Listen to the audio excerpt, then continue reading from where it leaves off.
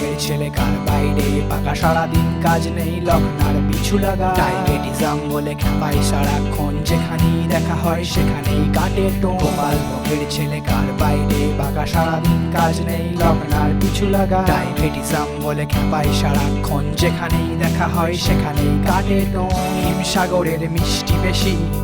তিনবার ফলে 12 মাসি গোলাপ খাসটা বাগান করে ফুল ঝাড়ে শুধু প্রতিবেশী পেনসে পাড়া বৈশাখী আম্রপালির ছোট আনি আমের সেরা জাত বলে আলফানসোর দেমাগ বেশি।